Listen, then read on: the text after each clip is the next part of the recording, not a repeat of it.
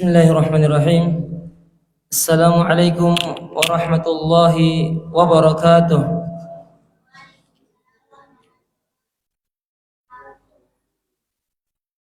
Alhamdulillahi ala ihsanih wasyukru lahu ala taufiqihi wa amtinanih. Asyhadu an la ilaha illallah wahdahu la syarika lah ta'ziman li sya'nih. وأشهد أن محمدا عبده ورسوله الداعي إلى رضوانه صلى الله عليه وعلى آله وصحبه وإخوانه. Ma'asyiral muslimin, jamaah salat maghrib yang dimuliakan oleh Allah Subhanahu wa taala. Tidak henti-hentinya kita memanjatkan puji dan syukur kehadirat Allah Subhanahu wa taala atas berbagai nikmat karunia yang Allah Subhanahu wa taala berikan kepada kita. Karena semua nikmat yang kita rasakan itu datangnya dari Allah Subhanahu wa taala. Sebagaimana firman Allah Subhanahu wa taala, "Fama bikum min ni'matin faminallah." Nikmat apa saja yang ada pada diri kalian itu datangnya dari Allah Subhanahu wa taala. Sehat ki, terpenuhi kebutuhan tak, solehan anak tak, itu semua nikmat dari Allah Subhanahu wa taala. Apabila kita mau menghitung-hitung nikmat Allah, maka kita tidak mampu menghitungnya. Kata Allah Subhanahu wa taala, "Wa in ta'uddu ni'matallahi la tuhsuha." Apabila kalian mau menghitung-hitung nikmat Allah Subhanahu wa taala, maka kamu tidak akan mampu untuk menghitungnya. Tidak bisa dihitung saking banyaknya nikmat Allah Subhanahu wa taala kepada kita. Terlebih lagi pada malam hari ini kita bisa berkumpul di rumah-rumah Allah Subhanahu wa taala untuk sama-sama mempelajari agama Allah Subhanahu wa taala, menambah ilmu kita terhadap agama kita, menambah ilmu kita tentang ayat-ayat Allah Subhanahu wa taala, menambah ilmu kita tentang hadis-hadis Nabi sallallahu alaihi wasallam. Ini merupakan nikmat yang besar yang tidak semua manusia merasakannya. Buktinya berapa orang yang di sini yang hadir dulu? Banyak orang yang di luar sana karena sibuk dengan urusannya sehingga tidak sempat untuk duduk bersama di masjid mendengarkan ayat-ayat Allah Subhanahu wa taala dibacakan, mendengarkan hadis-hadis Nabi sallallahu alaihi wasallam disampaikan. Maka ini nikmat yang besar dari Allah Subhanahu wa taala yang sepatutnya untuk kita mensyukurinya. Nabi kita itu Nabi Muhammad sallallahu alaihi wasallam tidak pernah diperintah untuk meminta tambahan kecuali tambahan ilmu. Nabi Muhammad sallallahu alaihi wasallam di dalam Al-Qur'an tidak pernah diperintah untuk meminta tambahan harta, tidak. Untuk meminta tambahan istri, tidak. Yang Allah Subhanahu wa taala perintahkan kepada Nabi Muhammad adalah untuk meminta tambahan ilmu. Di dalam surah Thaha Allah Subhanahu wa taala berfirman, "Wa qur rabbi zidni ilman." Allah memerintahkan kepada nabinya, "Wa qul," dan katakanlah wahai Nabi Muhammad, "Rabbi zidni ilman." Ya Allah, tambahkanlah untukku ilmu. Iya, Nabi kita Nabi Muhammad diperintahkan untuk meminta tambahan ilmu. Oleh karena itu setiap paginya setelah salat subuh itu Nabi sallallahu alaihi wasallam selalu meminta ilmu yang bermanfaat. Kata Nabi sallallahu alaihi wasallam, "Allahumma inni as'aluka apa? Ilman nafi'an wa rizqan thayyiban wa amalan mutaqabbalan." Setiap paginya Nabi sallallahu alaihi wasallam mengucapkan doa ini. Dihafal tidak? Doanya Nabi. Setiap paginya Nabi berdoa dengannya. Sepantasnya untuk kita menghafalnya. Kalau Nabi saja berdoa dengan doa ini, apalagi kita lebih perlu. Jadi kata Nabi SAW, Allahumma, ya Allah, inni, sesungguhnya saya, as'aluka, meminta kepadamu, ilman nafi'an, ilmu yang bermanfaat. Setiap pagi Nabi SAW meminta ilmu yang bermanfaat agar Allah memberinya ilmu, karena ilmu itu datangnya dari Allah Subhanahu wa taala.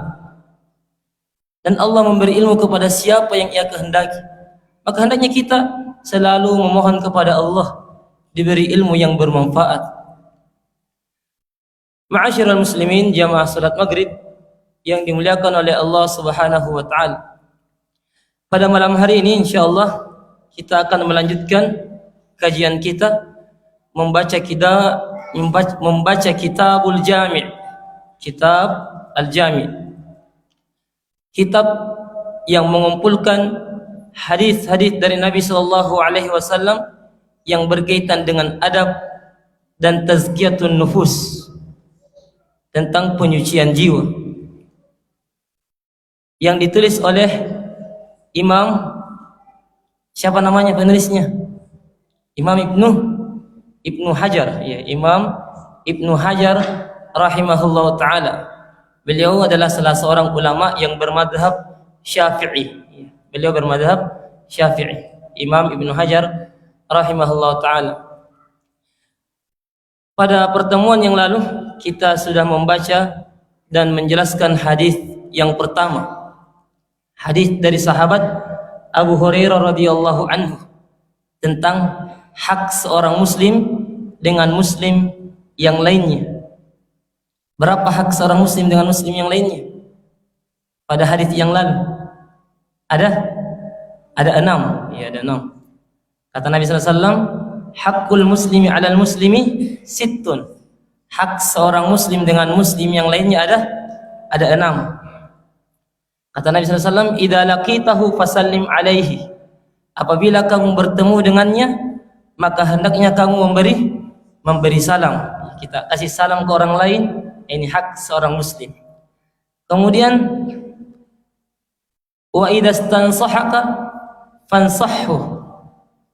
Dan apabila ia meminta nasihat kepadamu, maka berikanlah nasihat tersebut. Kita kasih nasihat ke orang lain, maka kita kasih nasihat sesuai dengan kebutuhannya. Ini juga hak muslim. Kemudian yang ketiga, idza laqitahu fasallim alaihi wa idza stansahaka fansahhu. Kemudian wa idza atasa fahamidallah fasammithu. Kemudian apabila dia bersin dan memuji kepada Allah, maka balaslah ucapan bersin, ucapan doanya tersebut. Kemudian kata Nabi sallallahu alaihi wasallam, wa idza maridah fatba'hu. Apabila ia sakit maka jenguklah, menjenguk orang yang sakit. Ini juga termasuk hak muslim. Kemudian ada yang kita lupa tadi, wa idza da'aka fa'ajibahu. Apabila dia mengundangmu untuk acara makan-makan, maka kata Nabi sallallahu alaihi wasallam, fa'ajibahu, jawablah. Dan yang terakhir kata Nabi sallallahu alaihi wasallam, wa idza mata fatba'hu. Dan apabila ia meninggal, maka iringilah jenazahnya. Ini hak seorang muslim dengan muslim yang lainnya. Sekarang kita lanjut ke hadis yang kedua. Hadis yang kedua dari sahabat yang sama, dari Abu Hurairah radhiyallahu anhu. Abu Hurairah radhiyallahu anhu nama aslinya adalah Abdurrahman bin Sakhar. Abdurrahman bin Sakhar Ad-Dausi. Beliau terkenal dengan kunyahnya Abu Hurairah. Ini namanya kunyah. Tapi nama aslinya siapa? Abdurrahman bin Sakhar Ad-Dausi. Hadis yang kedua ini menceritakan atau Nabi sallallahu alaihi wasallam menjelaskan kepada kita salah satu tips agar kita menjadi hamba yang bersyukur kepada Allah Subhanahu wa taala. Bagaimana caranya supaya kita bisa menjadi hamba yang bersyukur atas nikmat yang Allah berikan kepada kita? Meskipun sedikit nikmatnya, tapi kalau kita syukuri, insya Allah kita akan menjadi orang yang bahagia, menjadi orang yang kaya hati. Di hadis ini Nabi SAW menjelaskan bagaimana caranya supaya kita menjadi orang yang bersyukur kepada Allah. Dan bersyukur kepada Allah Subhanahu wa taala ini merupakan kewajiban. Wajib bagi kita untuk bersyukur kepada Allah atas nikmat yang Allah berikan kepada kita. Kita tidak boleh mengkufurinya. Kita tidak boleh mengingkarinya. Sebagaimana Allah Subhanahu wa taala perintahkan kita di dalam Al-Qur'an. Di dalam surah Al-Baqarah Allah Subhanahu wa taala berfirman, "Fadhkuruni adzkurkum washkuruli wa la takfurun." Kata Allah Subhanahu wa taala, "Fadhkuruni," ingatlah saya, "adzkurkum," maka saya juga akan mengingatmu. "Washkuruli," dan bersyukurlah kepadaku, kata Allah. Allah perintahkan kepada kita untuk bersyukur. Washkuruli, dan bersyukurlah kepadaku. Wala takfurun, dan janganlah kalian kufur. Janganlah kalian mengingkari nikmat Allah. Jadi Allah perintah kita untuk bersyukur dan melarang kita dari kufur. Jadi lawan dari syukur apa? Kufur. Syukur kita ridho dengan pemberian Allah Subhanahu wa taala. Kita menerima pemberian Allah Subhanahu wa taala. Kalau kufur, kebalikannya. Kita tidak ridho, tidak senang dengan pemberian Allah Subhanahu wa taala. Allah melarang kita dari perbuatan kufur. Bahkan dalam ayat yang lain nancam ki Allah Subhanahu wa taala kalau kita tidak bersyukur. Dan kasih ganjaran yang besar kalau bersyukur kepada Allah atas nikmat yang Allah berikan kepada kita. Kata Allah Subhanahu wa taala, "La in syakartum la azidannakum wa la in kafartum inna adabi lasyadid." Dan apabila kalian bersyukur, la azidannakum, sungguh saya akan menambah untuk kalian. Jadi kalau kita syukuri nikmat yang ada sekarang meskipun sedikit, maka insyaallah Allah akan menambahnya. Nah, tambah itu Allah Subhanahu wa taala. Akan tetapi kalau kita kufur, maka diancam. Wala in kafartum, dan apabila kalian tidak bersyukur, kalian kufur, kalian ingkari nikmat Allah, inna adabi lasyadid, sesungguhnya azabku sangatlah pedih. Keras siksaan Allah Subhanahu wa taala bagi orang-orang yang kufur, tidak mensyukuri nikmat yang Allah berikan kepadanya. Dan yang bersyukur kepada Allah Subhanahu wa taala ini jemaah sedikit. Hanya sedikit dari hamba-hamba Allah yang bersyukur. Semoga kita termasuk yang sedikit itu jemaah. Allah kabarkan dalam Al-Qur'an, "Wa qalilum min ibadiyasy syakur." Dan sedikit sekali dari hamba-hambaku yang bersyukur. Sedikit. Maka di dalam hadis ini kita akan mempelajari bagaimana caranya supaya kita menjadi orang yang bersyukur kepada Allah atas nikmat yang Allah berikan kepada kita. Kita baca hadisnya. Kata Al-Imam Ibnu Hajar rahimahullah, "Wa an Abi Hurairah radhiyallahu anhu qala qala Rasulullah sallallahu alaihi wasallam, unduru ila man huwa asfala minkum wa la tanzuru ila man huwa fawqakum fa huwa ajdaru alla tazdaru ni'matallahi alaikum." Kata Nabi sallallahu alaihi wasallam, atau kata Imam Ibnu Hajar rahimahullah, dari Abu Hurairah radhiyallahu anhu. Ya, kita sudah sebutkan tadi nama aslinya Abu Hurairah siapa tadi? Abdurrahman, ya, Abdurrahman bin Sakhar, sahabat yang paling banyak meriwayatkan hadis. Para ulama menyebutkan jumlah hadis yang diriwayatkan oleh Abu Hurairah radhiyallahu anhu adalah 5.473 hadis. 5.473 hadis yang diriwayatkan oleh Abu Hurairah. Beliau berkata, qala Rasulullah sallallahu alaihi wasallam. Rasulullah sallallahu alaihi wasallam bersabda, "Unduru ila man huwa asfala minkum." Unduru, lihatlah, perhatikanlah, ila man huwa asfala minkum. Perhatikanlah, lihatlah kepada orang yang ada di bawah kalian. Jadi Nabi memerintahkan kepada kita untuk melihat kepada orang yang di bawah tak. Bukan orang yang di atas tak, tapi orang yang di bawah tak. Wala tanzuru ila man huwa fawqakum. Dan jangan kalian melihat kepada orang yang di atas kalian. Alarang kita Nabi melihat ke orang yang ada di atas tak. Apa alasannya?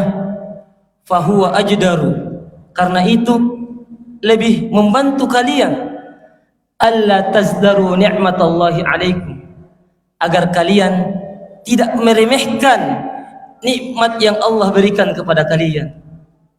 Jadi kita melihat ke bawah, tidak melihat ke atas, supaya kita bisa bersyukur kepada Allah Subhanahu wa taala, supaya kita tidak memandang remeh nikmat yang Allah berikan kepada kita. Di dalam hadis ini Nabi sallallahu alaihi wasallam berkata, unduru ila man huwa asfala minkum. Lihatlah kepada orang yang ada di bawah kalian.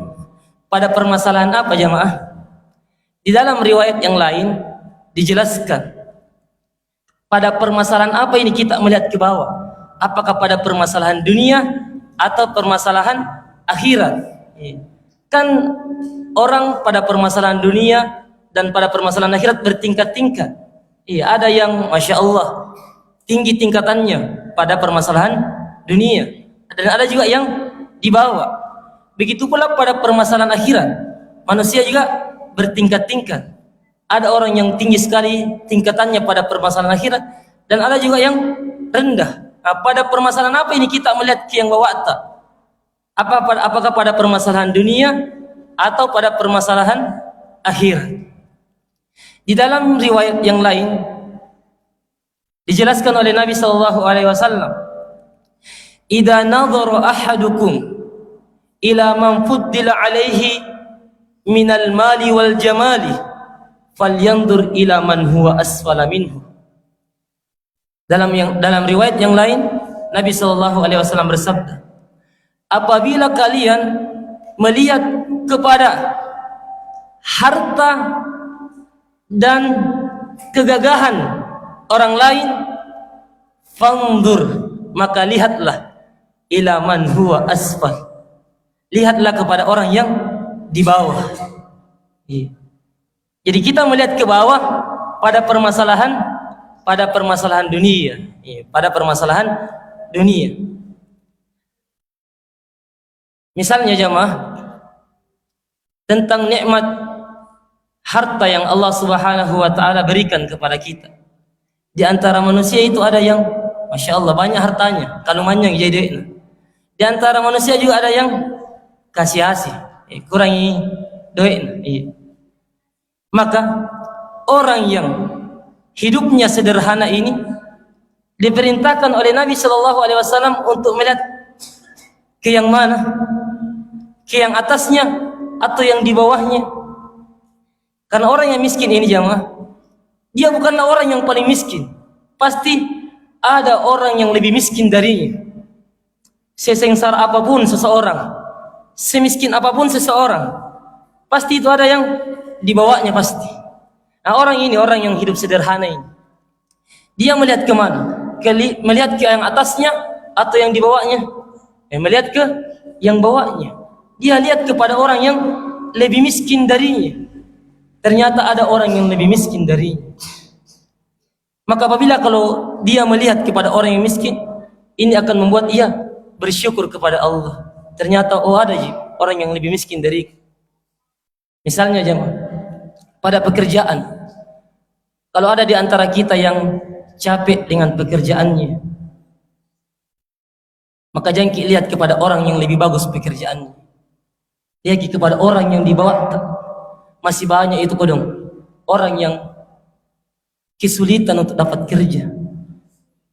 Ada kata-kata yang mengatakan lebih baik itu capek kerja daripada capek cari kerja. Kalau capek kerja, masya Allah, ada je pekerjaan tak. Tapi kalau cari capek pekerjaan, tidak ada yang dihasilkan. Maka syukuri nikmat pekerjaan yang Allah berikan kepada kita.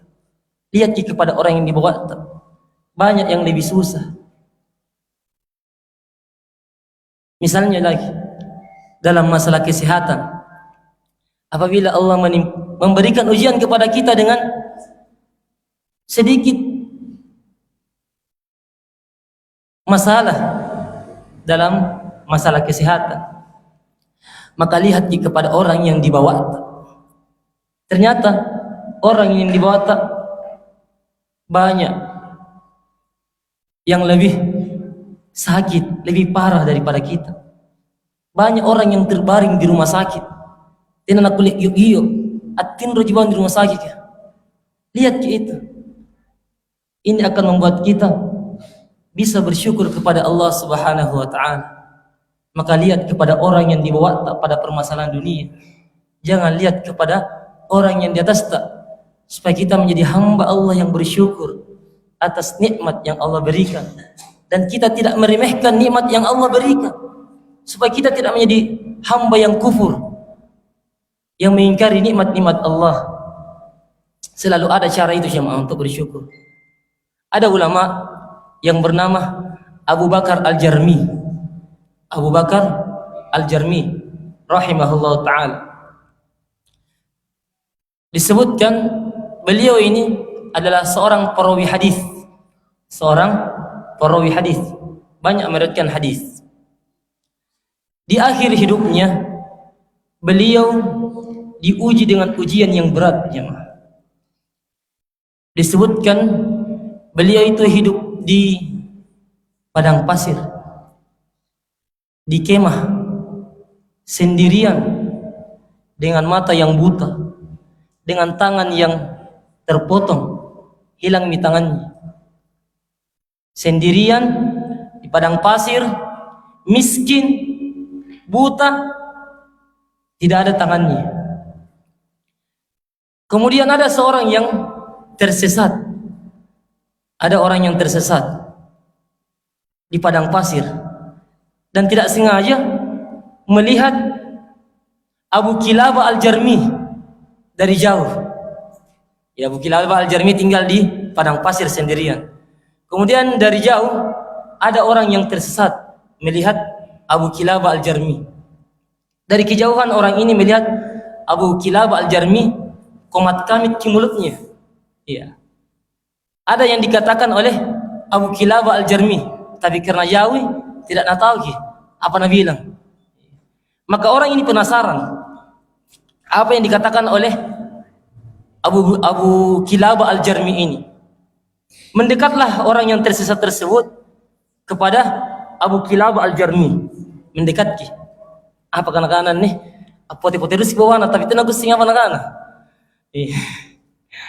Kemudian mendekatlah orang ini, orang yang tersesat ini, ke Abu Kilabah Al-Jarmi rahimahullah taala. Setelah mendekat, ternyata orang yang komat kamit mulutnya itu adalah orang yang buta, orang yang hilang tangannya, hidup sendirian di padang pasir.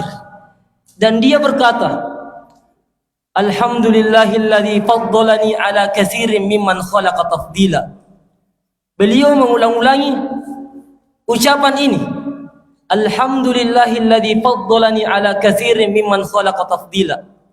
Yang artinya jemaah, segala puji bagi Allah Subhanahu wa taala yang telah memberiku kelebihan. Dia bilang apa? Segala puji bagi Allah yang telah memberiku kelebihan dibanding manusia-manusia yang lain. Kelebihan apa hari sariang? Kabutai. Ini di mana? Kali-kali pun di padang pasir kah? Maka orang ini semakin penasaran. Apa kelebihan yang Allah berikan kepadamu? Kenapa kamu mengulang-ulangi ucapanmu itu? Alhamdulillahilladzi faddalani ala katsirin mimman khalaqa tafdila.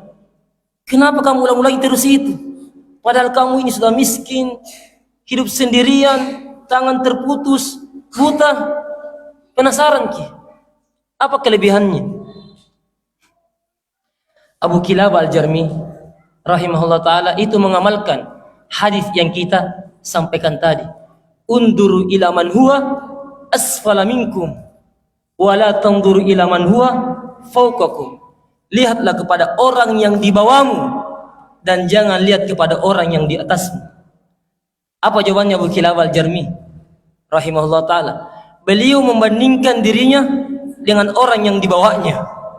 Itulah yang membuat dia mengatakan alhamdulillahilladzi faddalani ala katsirin mimman khalaqa tafdila. Kata Abu Kilabah Al-Jarmi,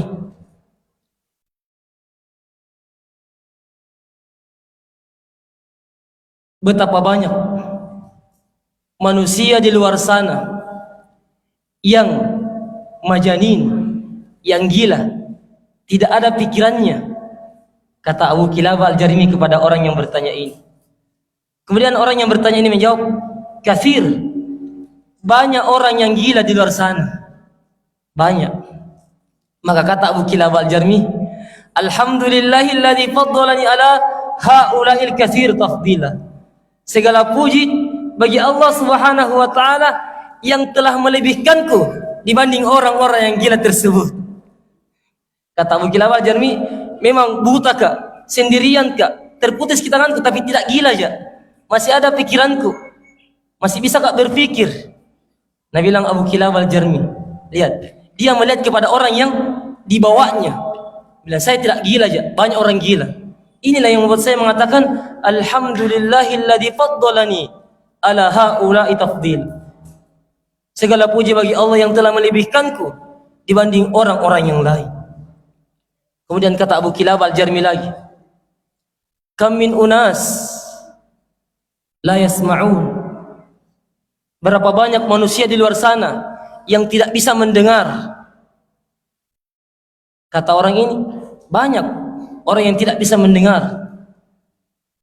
Kemudian kata Abu Kilabah Al-Jarmi, alaysa qad a'tanillah sam'an.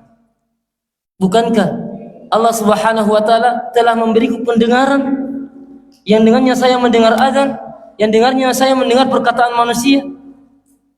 Kata orang ini, bala, Allah telah memberimu pendengaran. Maka kata Abu Kilabah Al-Jarmi, alhamdulillahilladzi faddalani ala haula'il katsiri tafdila.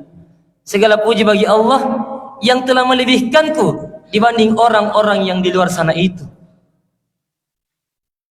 Saya memang buta, terputus tanganku, tapi tidak tuli ya. Di luar sana banyak orang yang tuli.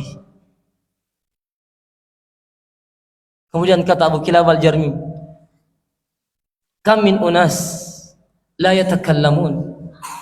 Berapa banyak manusia di luar sana yang tidak bisa bicara. Kata orang ini, katsir, banyak orang yang tidak bisa bicara. Kata Abu Kilabah Al-Jarmi, alaysa Allah qad a'tani lisanan. Bukankah Allah telah memberiku lisan sehingga saya bisa berzikir menyebut nama Tuhanku? Kata orang ini, bala, Allah telah memberimu lisan sehingga bisa bicara. Maka kata Abu Kilabah Al-Jarmi, alhamdulillahilladzi faddalani ala haula'il katsiri tafdila. Maka segala puji bagi Allah yang telah melebihkanku dibanding orang-orang yang tidak bisa bicara tersebut. Lihat bagaimana Abu Kilabah Al-Jarmi mengamalkan hadis Nabi sallallahu alaihi wasallam. Dan terakhir kata Abu Kilabah Al-Jarmi, alaysa Allah qad ja'alani musliman. Bukankah Allah telah menjadikanku sebagai seorang muslim yang dengannya saya beribadah kepada Tuhanku? Berapa banyak manusia di luar sana yang menyembah berhala. Kata orang ini, kasir, banyak orang yang menyembah berhala. Maka kata Abu Kilabah Al-Jarmi, alhamdulillahilladzi faddalani ala haula'il katsiri tafdila. Segala puji bagi Allah Subhanahu wa taala yang telah melebihkanku dibanding orang-orang yang menyembah berhala tersebut. Jadi selalu ada cara jamaah untuk bersyukur kepada Allah Subhanahu wa taala. Lihat ke orang-orang yang ada di bawah. Syukuri nikmat yang kita miliki sekarang.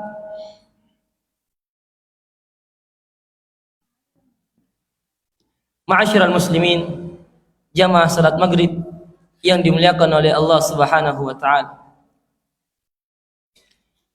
Jadi dalam hadis ini Nabi sallallahu alaihi wasallam melarang kita melihat kepada orang yang di atas kita pada permasalahan dunia. Karena kalau kita melihat kepada orang yang di atas tak jamaah, itu kita akan merasa sedikit, kita akan meremehkan nikmat Allah Subhanahu wa taala. Misalnya jamaah, ada di antara kita yang memiliki motor yang sederhana. Kemudian dia bandingkan dirinya dengan tetangganya yang memiliki motor besar, motor yang bagus. Dia bandingkan dirinya dengan tetangganya tersebut. Maka hal ini akan membuatnya sulit untuk bersyukur kepada Allah. Susah kita bersyukur kalau orang-orang yang di atas tak mau dilihat. Tidak ada habisnya jamaah kalau orang-orang yang di atas tak mau dilihat. Bahkan dalam sebuah hadis Nabi sallallahu alaihi wasallam mengatakan, "Lau kana libni Adam wadiyan min dhahab, ahabba an yakuna lahu wadiyan."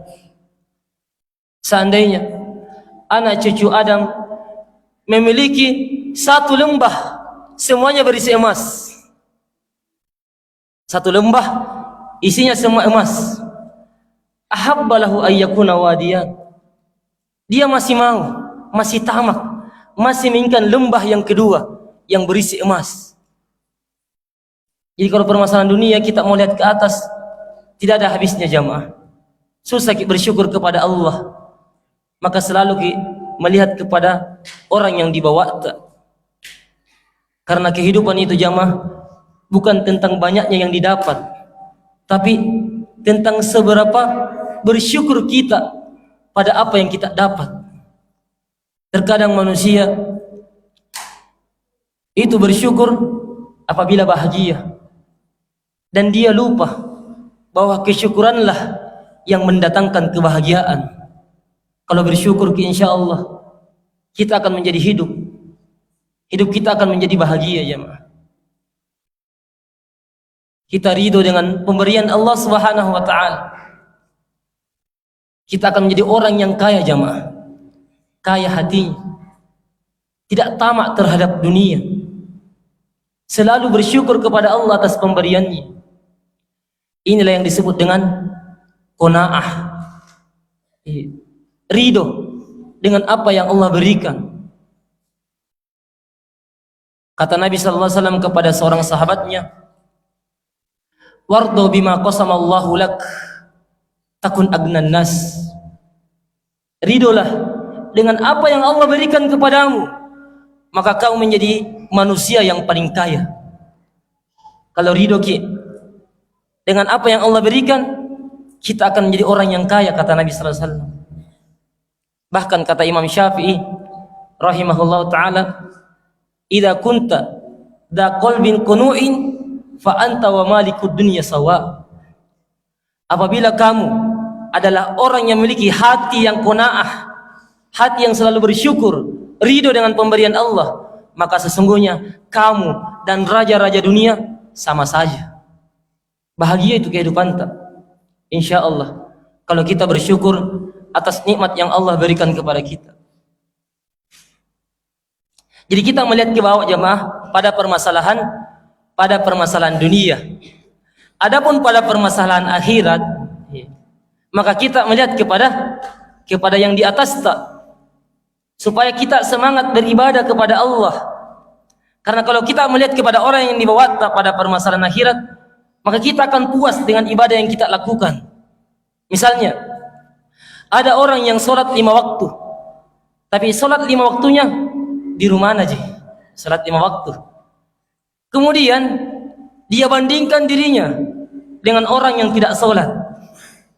maka dia akan merasa puas dengan salat 5 waktu yang dia lakukan di rumahnya. Banyak nak kini sembahyang, dia tahu tengah sembahyang,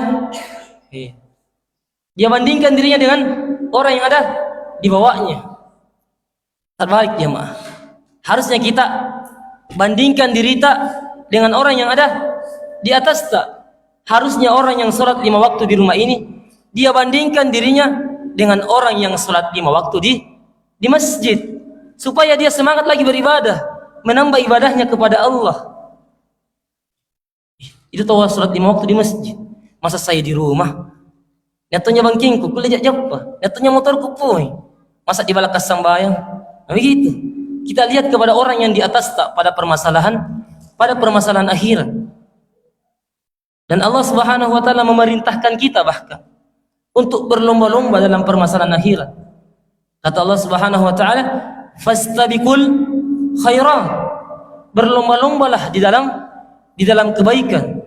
Jadi pada kebaikan akhirat maka kita berlomba-lomba. Kita lihat kepada orang yang di atas tak. Jangan sampai kita kalah dari orang lain dalam peribadahan kepada Allah Subhanahu wa taala. Dan inilah yang dipahami oleh sahabat Nabi sallallahu alaihi wasallam. Jadi sahabatnya Nabi itu sallallahu alaihi wasallam itu berlomba-lomba dalam kebaikan. Berlomba-lomba dalam mencari pahala. Pernah satu ketika sahabat-sahabat yang miskin mengadu kepada Nabi sallallahu alaihi wasallam. Apa aduannya jemaah? Apakah aduannya karena hartanya yang sedikit? Bukan jemaah. Bukan karena hartanya, tapi karena dikali beramal sama orang-orang yang kaya.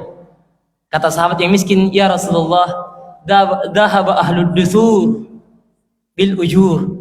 Ya Rasulullah, telah pergi orang-orang yang kaya dengan pahala yang banyak. Yasumuna kama nasum wa yusalluna kama nusalli. Mereka puasa sebagaimana kami puasa, dan mereka salat sebagaimana kami salat. Wa yatasaddaquna bi fuduli amwalihim. Akan tetapi orang-orang yang kaya itu mereka bersedekah dengan kelebihan harta yang ia miliki, dan kami ya Rasulullah orang-orang miskin tidak bisa bersedekah. Bagaimana caranya supaya bisa kukalah ini orang-orang kaya? Maka Nabi sallallahu alaihi wasallam mengajarkan bagi sahabat-sahabat yang miskin ini zikir setelah salat. Itu 33 kali tasbih dan 33 kali tahmid dan 33 kali takbir. Zikir setelah salat. Kata Nabi sallallahu alaihi wasallam, apabila kalian mengamalkan amalan ini, maka kalian akan mendahului orang-orang kaya tersebut. Dan tidak akan ada yang melampaui kalian kecuali orang yang mengamalkan amalan itu juga. Kemudian sahabat yang miskin ini mengamalkan apa yang diajarkan oleh Nabi sallallahu alaihi wasallam. Sayangnya orang-orang kaya na tahu juga, nesentonyo iyo na amalan ka. Ku amalkan to inasto supaya ku galak. Maka sahabat yang kaya mengamalkan juga, namalkan subhanallah 33 kali, alhamdulillah 30 kali, Allahu akbar 33 kali. Orang miskin ini lagi-lagi mengadu kepada Nabi sallallahu alaihi wasallam, "Ya Rasulullah, Nabi eta masin tokal manja. Kan amalkan tongnya yang ku amalkan, berzikir tongi." Dan dia bersedekah. Maka kata Nabi sallallahu alaihi wasallam, "Dzalika fadlullahi yu'tihi man yasha." Itu adalah kelebihan, keutamaan yang Allah berikan kepada orang yang Allah kehendaki. Jadi kelebihan harta yang kita miliki, apabila kita infakkan di jalan Allah, kita sedekahkan kepada orang-orang yang miskin, maka ini adalah suatu keutamaan yang akan meninggikan derajat kita di akhirat kelak. Dan juga sahabat Umar bin Khattab radhiyallahu anhu dan Abu Bakar As-Siddiq radhiyallahu anhu. Umar ini bercita-cita mau mengalahkan Abu Bakar amalannya. Saya akan mengalahkan Abu Bakar ini. Karena beliau Umar bin Khattab itu selalu dikalah oleh Abu Bakar. Umar selalu dikalah oleh Abu Bakar radhiyallahu anhu. Suatu ketika Rasulullah SAW memerintahkan kepada para sahabat untuk mengumpulkan sedekah, ya, untuk mengumpulkan sedekah. Kemudian kata Umar, kali ini akan kukalahkan Abu Bakar dalam beramal. Saya akan bersedekah untuk Rasulullah SAW, untuk agama Allah Subhanahu wa taala. Kemudian datanglah Umar bin Khattab radhiyallahu anhu dengan setengah hartanya. Setengah harta yang beliau miliki, beliau infakkan untuk agama Allah Subhanahu wa taala.